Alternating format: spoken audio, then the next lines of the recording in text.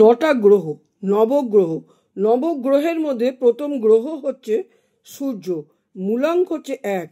যাদের 1 তারিখ জন্ম, যাদের 10 তারিখ জন্ম, যাদের 28 তারিখ জন্ম, তাদের মূলাঙ্ক হচ্ছে 1। 28 হলে 10 হয়, যোগ করুন, তাহলে হচ্ছে শূন্য কোনো ভ্যালু নেই এখানে, 1। 10 তারিখে শূন্যর ভ্যালু নেই, 1 আর 1 তারিখ। এটা হচ্ছে লিডারশিপ কোয়ালিটি দেয়, প্রকাশ। সূর্য হচ্ছে আমাদের প্রকাশ। যাদের যাদের 1 তারিখ জন্ম তাদের মনে করবেন মূলাঙ্ক হচ্ছে 1। আচ্ছা, সূর্যের অনেক আমি দেব, এখানে অন্য জায়গায় দিয়েছি, অনেক আমি রেমেডি দেব সূর্য যদি ডাউন থাকে। সূর্য আপনার যদি ডাউন পজিশনে থাকুক, সূর্য আপনার পাওয়ারফুল পজিশনে থাকুক, এই সূর্য যন্ত্রকে আপনি কি করবেন, আরও পাওয়ারফুল আপনি করতে পারেন। নবগ্রহের পীড়া নিবারক একটি যন্ত্র হচ্ছে, এই প্রথম যন্ত্র হচ্ছে সূর্য যন্ত্র।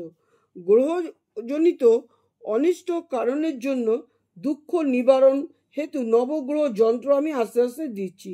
যাদের জন্মকুণ্ডলিতে শুক্র, রবি, চন্দ্র, মঙ্গল, বুধ, বৃহস্পতি, সমস্ত রাহু, কেতু অনিষ্ট বিভিন্ন রাশিতে গিয়ে পড়েছে, তা গোচরে অশুভ স্থানে ভ্রমণ করছে, তারা শুক্লপক্ষের রবিবার দিন সূর্যকে মানে সূর্য বা রবিকে কি করবেন, যন্ত্র তৈরি করবেন। একটা নেবেন হচ্ছে দর্শকর্মার দোকান থেকে কিনবেন ভূর্যপত্র। ভূর্যপত্রের মধ্যে এটা কি করবেন, আপনি ভূর্যপত্র আর ডালিম কাঠি দিয়ে আপনি একটা এই ছোট করে এটা আঁকবেন।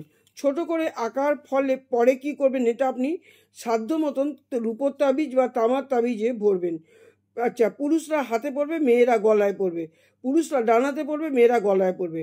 এটা পড়ার আগে কি করতে হবে, এটাকে পুজো করতে হবে। একটু যজ্ঞ করে নিজেরাই নেবেন, সূর্য মন্ত্র পড়ে যজ্ঞ করে নেবেন, একটু পুজো করে নেবেন, ভক্তি বলে সূর্য মন্ত্র বলে ওম ঘিনি সূর্যায় নমঃ এই মন্ত্র বলে সূর্য মন্ত্রকে আপনি এটাকে পাওয়ারফুল করে নেবেন, 108 বার বলবেন। এবারে কি করবেন, ডালিম ভোজ্যপত্রের মধ্যে ডালিম কাঠি দিয়ে অষ্টগন্ধ দিয়ে আপনি এটা লিখবেন। লেখার পরে কি করবেন, তাবিজের মধ্যে ভরে ওটাতে পুজো করছেন। পুজো করে বা যজ্ঞ করে নিলেন, একটু কাঠ টাট দিয়ে একটা ইটের ওপর আপনি যজ্ঞ করে নিলেন এবং ঠাকুরের সিংহাসনে ছুঁয়ে আপনি শুক্লপক্ষের রবিবার দিন এটা পড়তে বলা হয়েছে। যেদিন শুক্লপক্ষ রবিবার পড়বে তখন সূর্যযন্ত্রকে পড়লে সব থেকে বেশি কাজ হয়, নাহলে রবিবার পড়লেও কাজ হয়। সূর্য হচ্ছে রবিবার পড়লেও কাজ হয়। সূর্যকে জল প্রদান করবেন প্রত্যেক দিন। সূর্যকে পাওয়ারফুল করতে গেলে যাদের খারাপ তাদের অনেক রেমেডি আমি দিয়েছি অন্য জায়গায়, এখানে এখনও দিইনি। তারপরে কি করতে হবে, এটাকে আপনি ধারণ করবেন, হাতে ধারণ করবেন। আপনি পুরুষরা হাতে ধারণ করবেন, মহিলারা গলায় লাল কাঠ দিয়ে ধারণ করবেন। আচ্ছা, 45 দিন যেদিন থেকে রাখছেন 45 দিন রাখবেন। 46 দিনের মাথায় কি করবেন, 46 ডের মাথায় কি করবেন, এটা আপনি কোনো নদী হলে ভালো হয় যেটা ভাসিয়ে নিয়ে চলে যায়। আর যদি না পারেন, কেউ যদি নদীর ধারে গিয়ে এটা ভাসিয়ে দিয়ে আসতে পারেন সব থেকে বেটার হয়, খুব ভালো কাজ হয়। আর পুকুরেও দিতে পারেন, বড় পুকুরে। কি করবে, এটা যখন ভাসিয়ে দেবেন তার আগে কি করবেন, আটা মাখবেন, যেই আটা আমরা খাই। আটার মধ্যে বড় করে মেখে যন্ত্রটাকে ভেতরে ঢোকাবেন। যন্ত্র মানে তাবিজটাকে ভেতরে ঢুকিয়ে ভালো করে ওটা আপনি নিয়ে যাবেন, যদি নদীর ধারে যান আমি বলছি। গিয়ে আপনি ওটা আস্তে করে হাতে করে দূরে ভাসিয়ে দেবেন, দূরে আপনি ছুঁড়ে দেবেন। আচ্ছা, ভাসিয়ে দেওয়ার পরে কি হবে, এইটা ভাসতে ভাসতে চলে যাবে।